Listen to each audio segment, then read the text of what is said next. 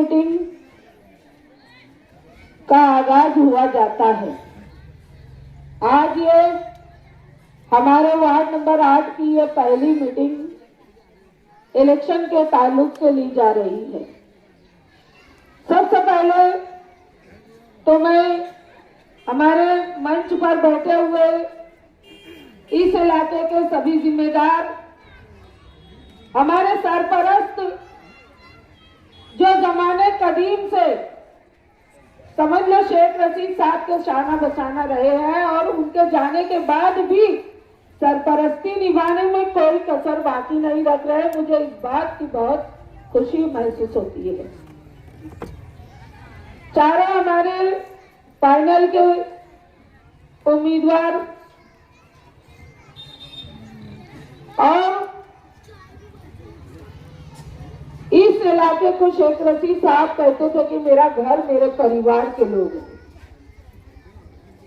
निसार भाई, छोटू मोबाइल, हमारे सलीम हाजी थे, उनके जमाने से लेकर उनके जब से लेकर लगातार आप लोगों ने यहाँ पर कभी किसी का पैर रखने की जगह नहीं दी और इंशाअल्लाह मुझे उम्मीद है कि आगे भी नहीं देंगे। आएंगे लोग जो नाराज होकर हमसे दूर गए, आएंगे, काम बताएंगे, लेकिन मेरी माँ और बहनों, ये तो जरूर कहना पड़ेगा ना आप लोगों को कि ये काम भी जो आज आप बता रहे हैं कि हमने ये किया, हम पब्लिक के ये काम किया, हमने रोड बनाया, हमने गटर बनाई, हमने लाइट लगवाई, अरे तो कब किया? शेख रशीद साहब और आसिफ शेख के नेतृत्व में जब आप चले, दिशा तो उन्होंने ही बताई कि ये लोग मेरे परिवार के लोग हैं, ये मेरा गढ़ है, यहाँ पर सब तमाम बुनियादी सहूलतें उनको मिलनी चाहिए, उनको किसी चीज की तकलीफ ना हो, इसके लिए वो राउंड लिया करते थे और हमारे अपने मेंबर से कहते थे कि वाला काम बाकी है, तू यहाँ काम डाल दे, यहाँ का काम बाकी है।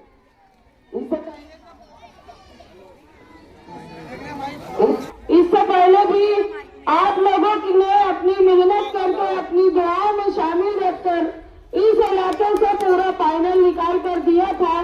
जो हमारे मेंबरान ने इस इलाके में आपके बहुत सारे काम किए और काम शेख रशीद साहब और आसिफ शेख के नेतृत्व में यहाँ पर काम हुए।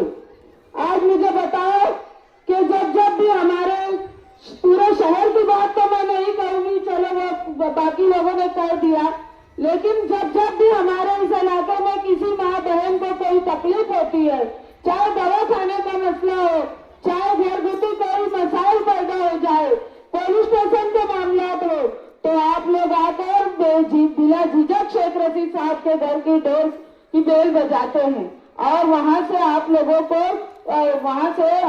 का साथ देने का आज़्म रखते हुए शेख रशीद साहब किसी को न किसी को आप लोगों के साथ लगाते थे। मैं मेरी माँ बहनों से कहना चाहती हूँ कि आज शेख रशीद साहब हमारे बीच नहीं है। जो आप लोगों को वो भर गए, हमारी बहन, हमारी माँ, हमारी खाला, हमारी आपा कहा करते थे, आज आप लोगों के ऊपर ज्यादा जिम्मेदारी बढ़ गई है क्योंकि उनका काम आप लोगों को बहुत ही सुलझे हुए तरीके से करना है।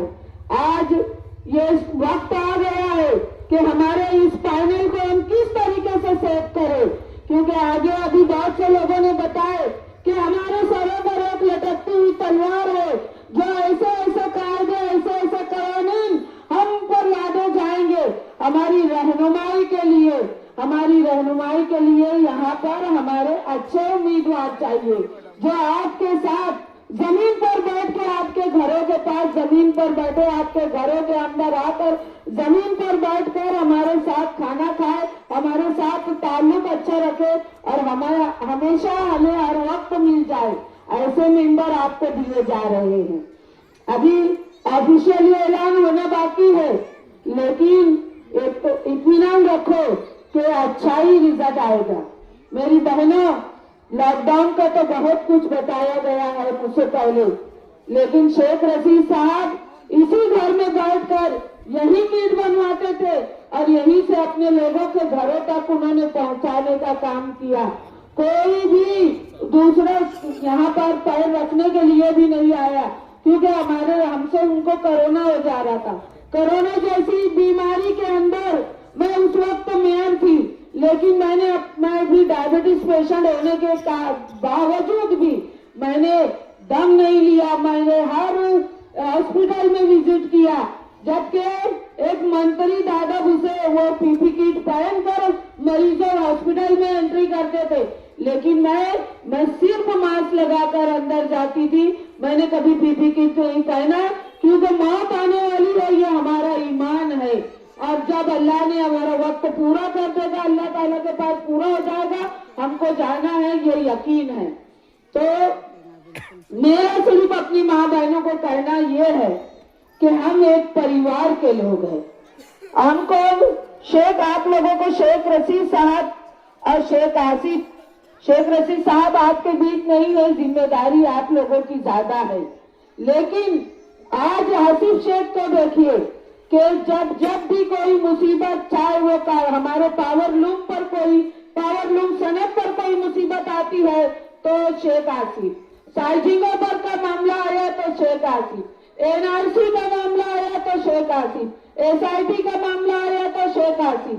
तो जो शख्स इक्तदार में ना रहते हुए भी मालेगांव शहर के पूरे मसाइल हल करने के लिए हर वक्त मैं आप लोगों को, मैं उसकी माँ हूँ, मैं बता रही हूँ, वो बहुत कम नींद लेता है।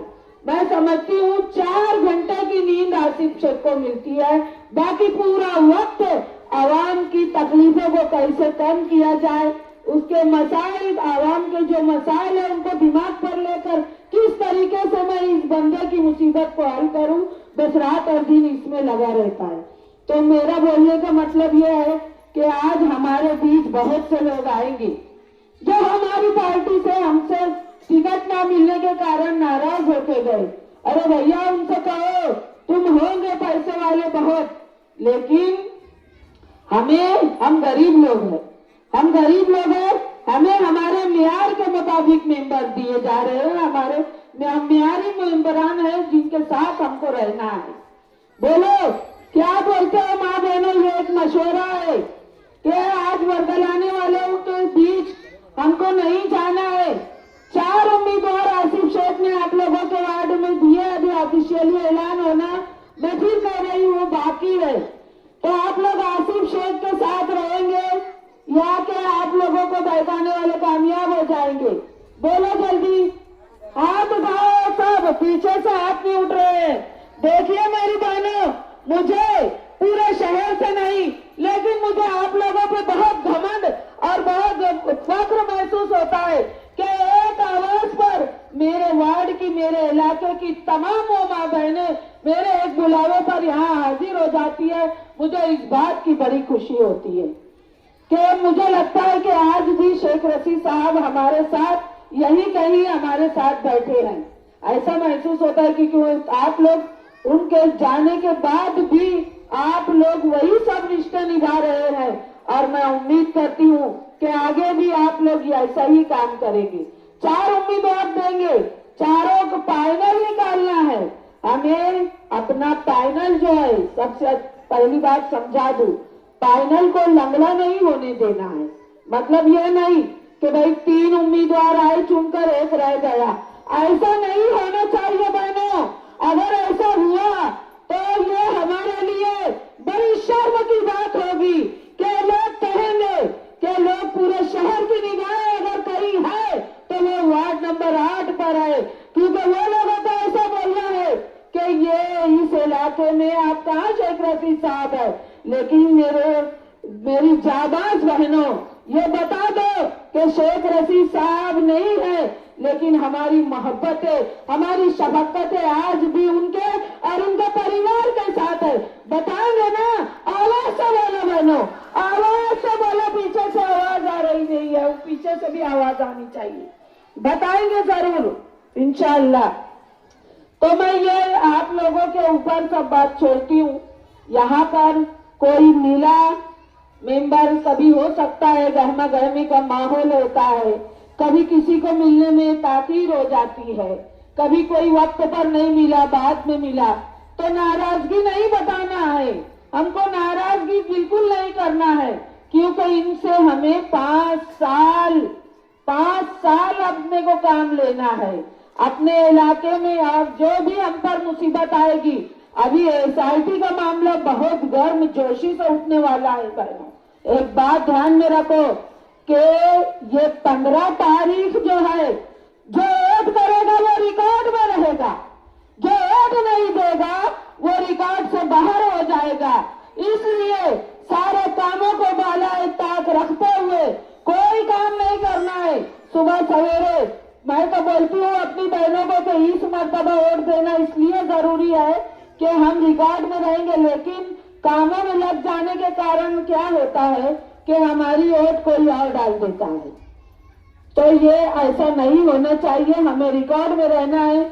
हम पर अभी फिरका परस्त ताकतें बहुत से ऐसे कायदे और बहुत से ऐसे कानून मुसलमानों पर लादने वाली है और उनकी निगाहें मालेगांव शहर पर है।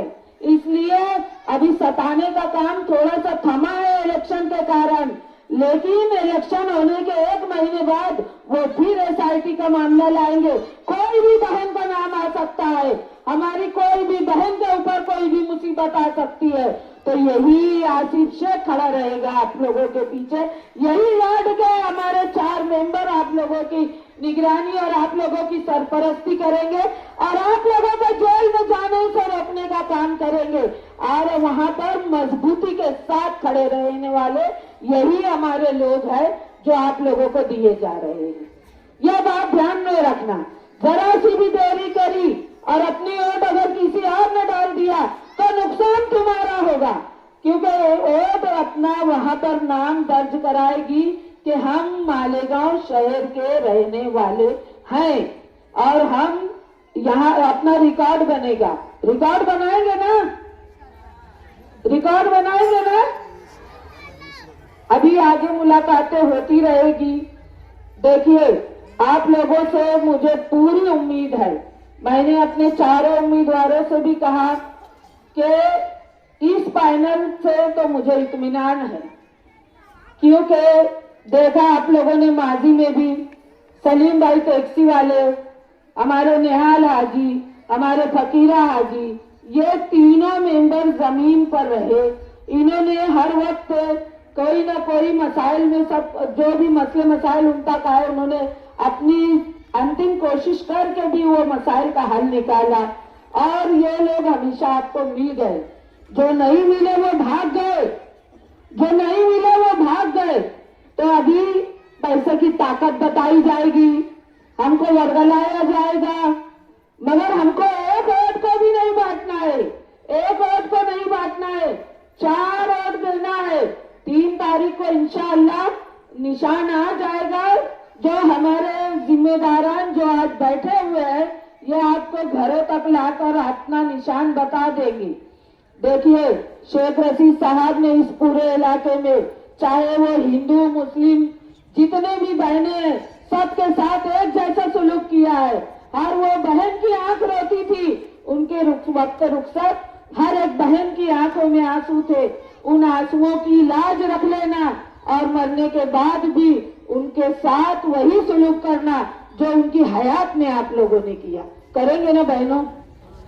इंशाअल्लाह इंशाअल्लाह। देखिए आज मैं बहुत ज्यादा वक्त नहीं लूंगी, आप लोगों ने बहुत कीमती वक्त अपना दिया। इंशाअल्लाह एक मीटिंग अपन और रखेंगे।